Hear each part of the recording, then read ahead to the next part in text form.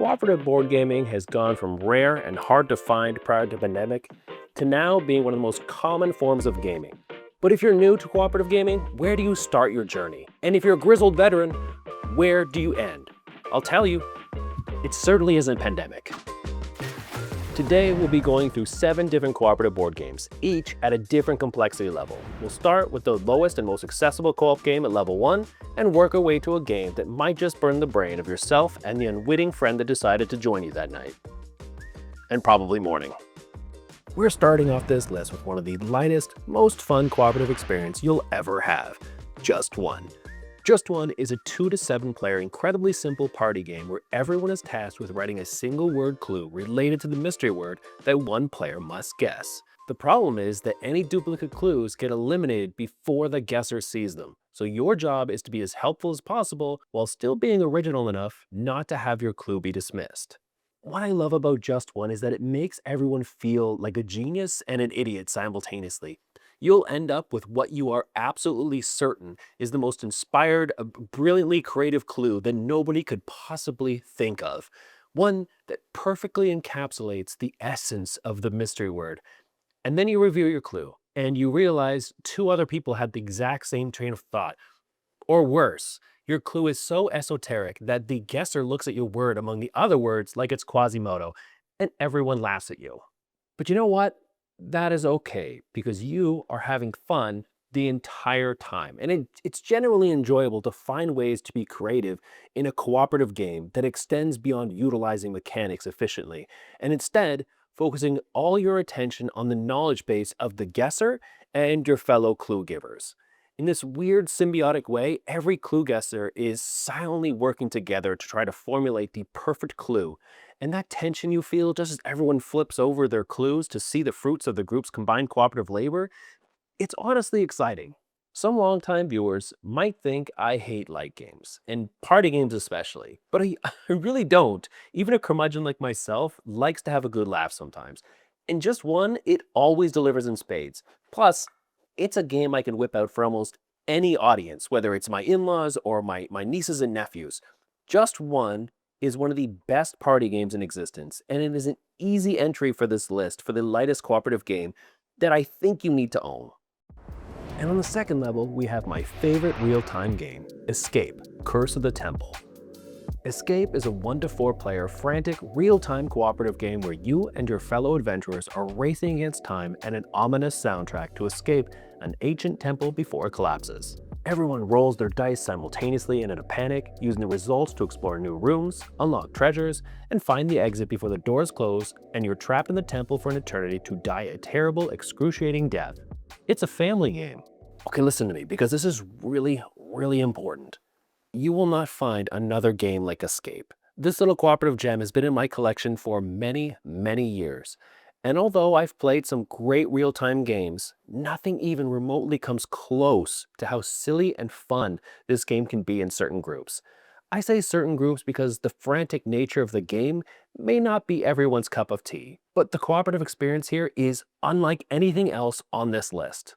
You are feverishly rolling dice, yelling quick strategy plans to one another as the music sort of looms in the background. You're screaming that someone needs to help you roll more keys so you can unlock more treasure, and you're pleading for assistance when you're trapped in a room, completely alone, needing someone else's dice to save you because you've rolled all curses. And if you're that person who goes out of their way to save your comrade in distress, you feel like a complete badass when you not only save him, but make it back in time before the next gong that triggers the end of the round.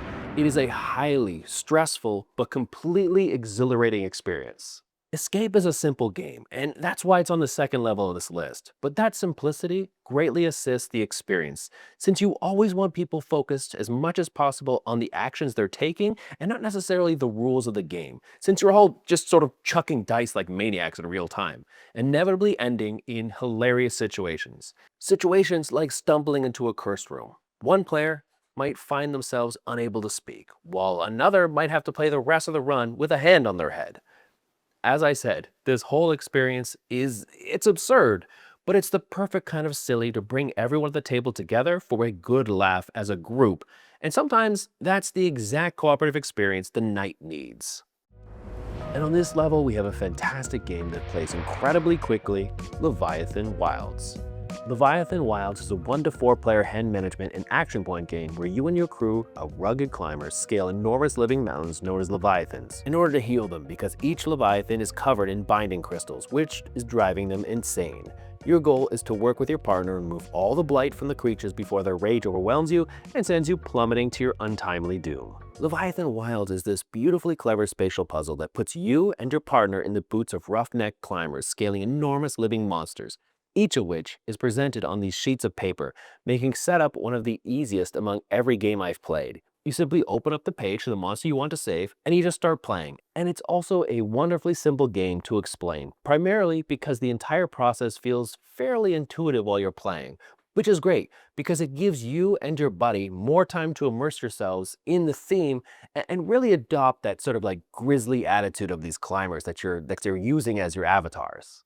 Because each character can be combined with a different class, and combinations are varied and interesting enough to keep every game feeling really fresh, with each player's abilities making them feel special and uniquely useful. The game generally invites you to develop your own personality on the climb. One player might effortlessly leap from hold to hold with dexterous grace, while another will brute force his way up and just smash crystals like some unstoppable juggernaut of power.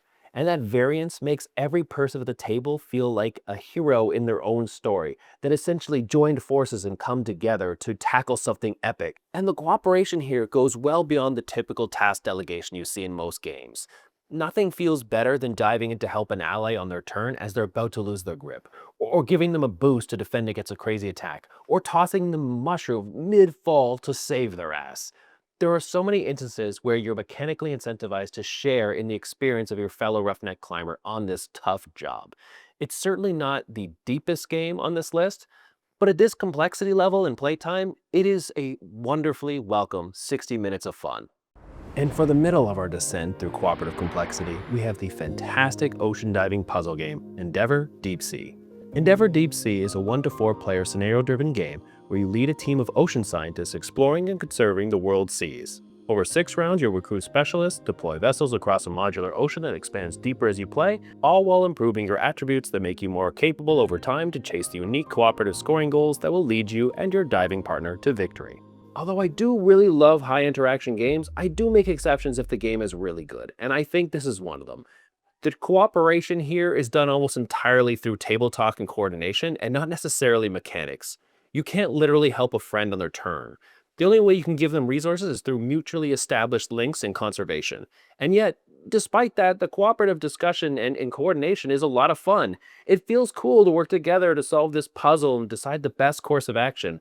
I'm gonna sound crazy for saying this because I know this is probably not the popular opinion, but I actually think the cooperative experience in this game is better than the competitive. It is mostly a puzzle that you and your friends work together to sort of optimize your plans as best as possible, using your new recruits that act as worker placement spots to contribute to the various public objectives that you and your partner need to accomplish by the end of the game. I would argue that the cooperative experience is even more strategic than the competitive version, since you're not simply maximizing points. You're sort of gauging each other's strengths and weaknesses and deeply analyzing which goals you think you can accomplish for the round and how you'll work together to get it done.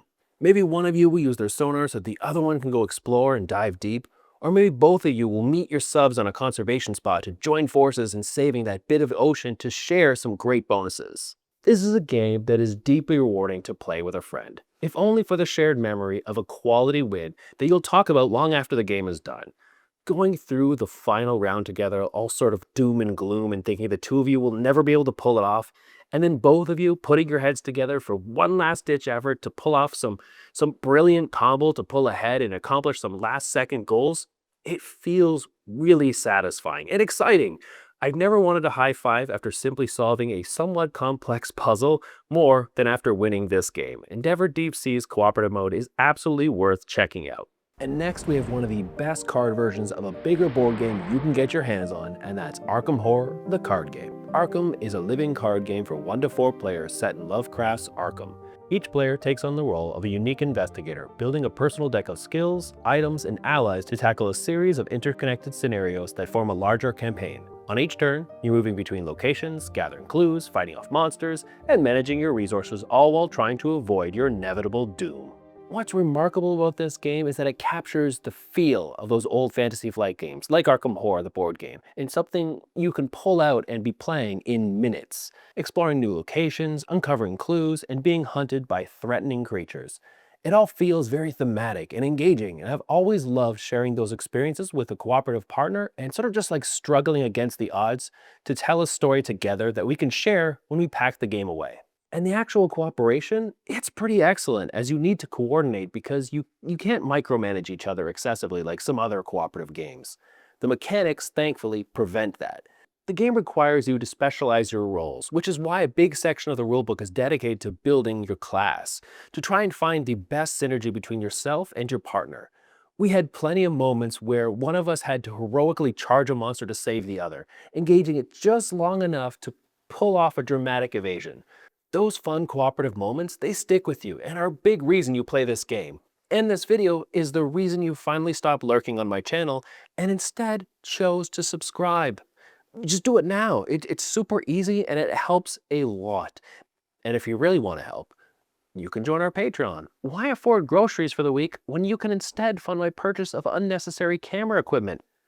Cooperate. Today. And both players can customize their decks between sessions, growing and adapting as an investigating team. It always feels like you're moving toward an ending, even if you lose, and that keeps momentum going, and the whole thing feeling like a legitimate adventure. So, if you're comfortable with a moderate rules overhead and you want a cooperative card game with a genuine weight and atmosphere, this one is excellent, and I'm really happy I decided to give it another chance. And at level 6 is everyone's favorite complicated magic colonial game, Spirit Island.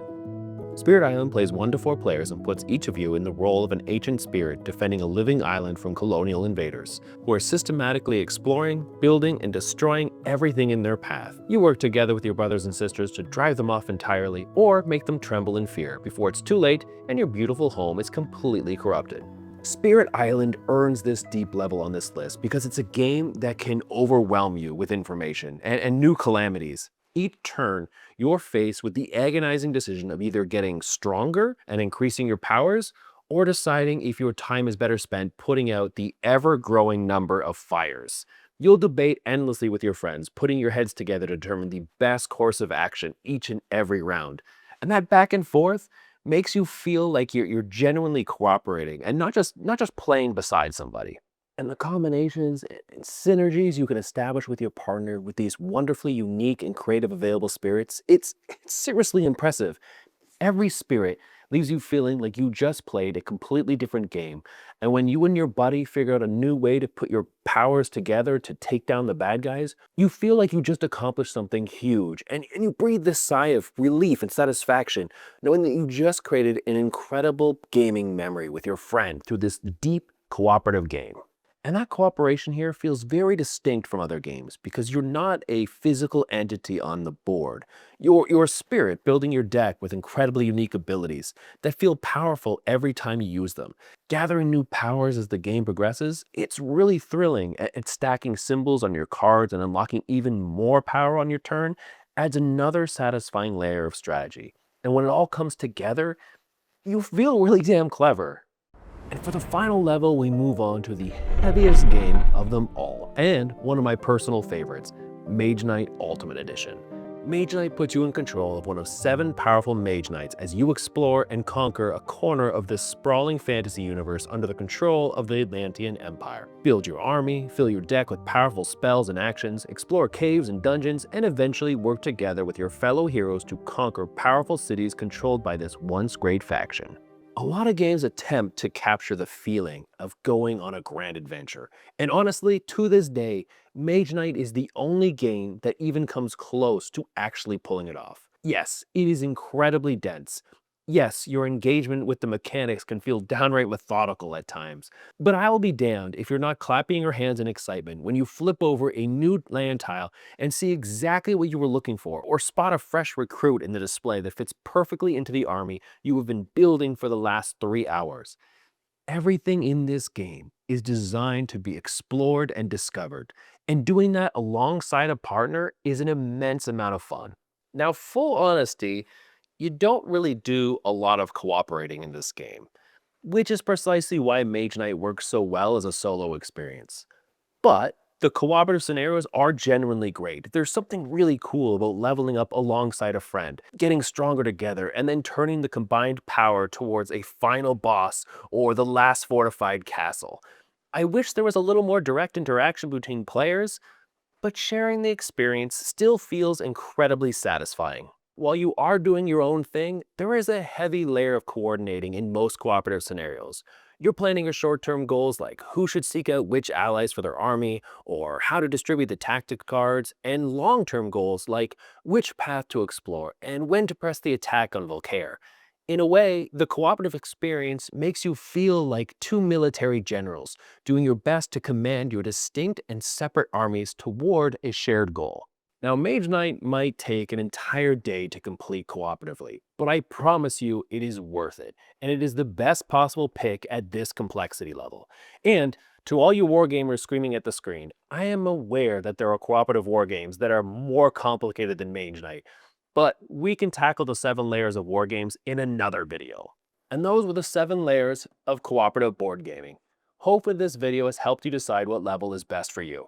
Let me know in the comments if you think there were better games at any of these levels. And of course, be sure to like, comment, and subscribe for more creative videos like this one. Oh, and let me know if there are other games or mechanics you would like to see in a 7-layer video.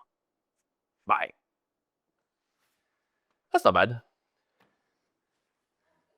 Yeah, what's for dinner? Dinner. Food. Do we still have banana bread? So it's gone.